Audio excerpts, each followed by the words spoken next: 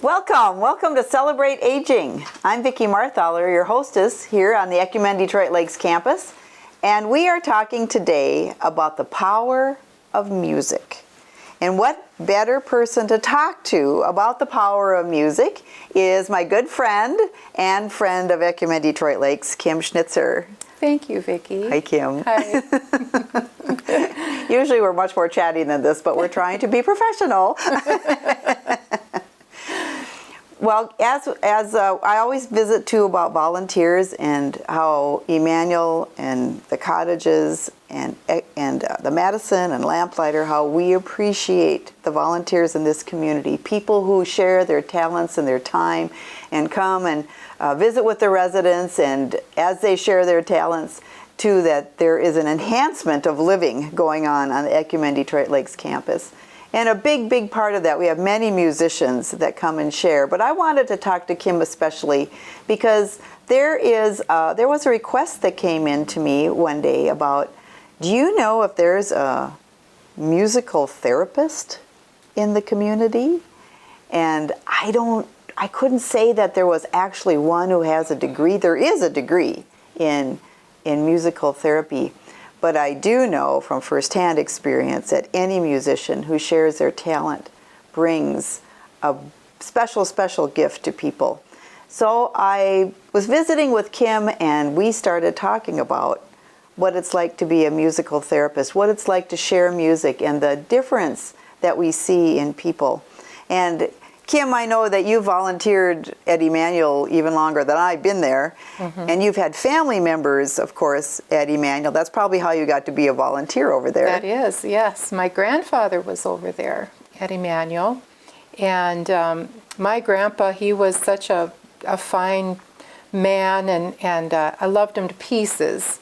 And he, of course, did not like the idea of going to Emmanuel. Well, I know, it's not the first choice. No, he was a little disgusted with the family, but he had to be there because of the lack of care at home. You know, there was nobody that could care for him. He had to have a leg amputated, and he was a large man and couldn't be lifted and such. So Emmanuel was the place for him. And he did come to love Emmanuel. But when he first got there, he was quite despondent and depressed. And so I would go over there every day, and not only did I read scripture to him, because I believe there's life in the words of God, but there is also life in the words of music. And so I would get through with reading the scripture, and then I would sing him a song. I sang him the same song every time, and I have to say that he just laid there with his eyes closed for 6 months. Really? Yes, he did not. He didn't even He did not recognize me. He did not acknowledge me. And you know, I was one of his favorite grandchildren. I know I was. And so he just did not recognize me. And at the end of 6 months, I kept going every day.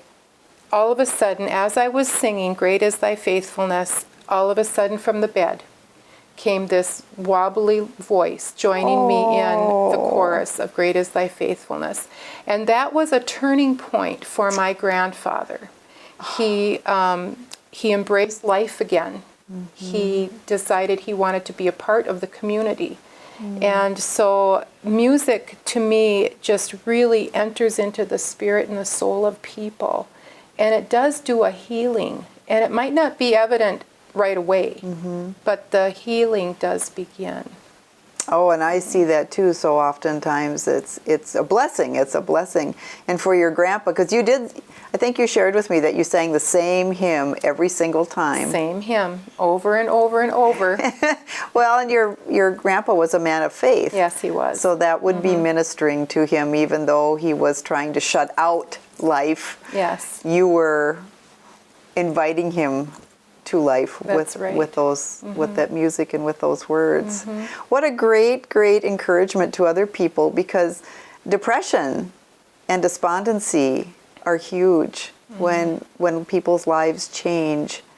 I know that you've been asked by someone in the community to come and sing for their loved one, and they're caring for them. That person, I think, has like Alzheimer's. Yes. How do you see that making a difference in that person's life? Well, I am hoping that it makes a difference in her life. You know, there are times when I go and she is not responsive, but there are other times when I go and she tries to sing with. And I said, it doesn't matter to me if she's not responsive, because I know that the power of the song is still entering into her. But, you know, there's nothing like it when the person you're singing with or for reaches out and takes your hand. Oh. You know, that, to me, that is just such a They're gift. connecting. They're connecting. Yes, yeah. And I just love her to pieces and just enjoy so much, you know. So you're not giving up. Oh, no, I would never give up. And we start, you know, we have different songs. Okay. You know, not just church songs, but I have big band songs and, you know, jivey little tunes. And it just depends on the day. You know. You don't bring a piano or anything? Oh, no, I sing a cappella. What does a cappella mean? No music except my voice. Just start singing. And, you know, sometimes I don't start on the right key, but most of the times I do. Okay. So have you sung all your life? No, I have not sung all my life. You haven't? No. I did not sing in high school. I did not sing. I sang at home quietly to myself. I sang in my head a lot. But I was so shy, and I just didn't, I had a big voice, and it just scared people, scared me. So I never sang until after I had our first child. Really? Yeah. Yeah. That's pretty amazing, considering that you do so much singing now. I know. You came out of your shell. Well, I did sing in the church choir, I have to say that. And I was in high school when I sang in the church choir. But I was not, I held back. I was, afraid to show people what I had. You didn't want to stand out. I did not want to stand out, no. I didn't want to draw attention to myself. But that changed. So now I don't have any trouble with singing. But it's a wonderful gift that I think God gives to his people. The gifts that he has bestowed upon us, that we can have that healing touch of words of music. It's a powerful, powerful tool. I know there have been times when I do a lot of music ministry at Emmanuel, and there are people who, especially with dementia, to me it's so apparent with people with dementia, they, a little confused or agitated, or they're not very talkative because they can't find the right words. But if you start playing a song they know, they can sing the whole thing. Or there's one lady, she walks a lot. She doesn't say anything, but she walks a lot.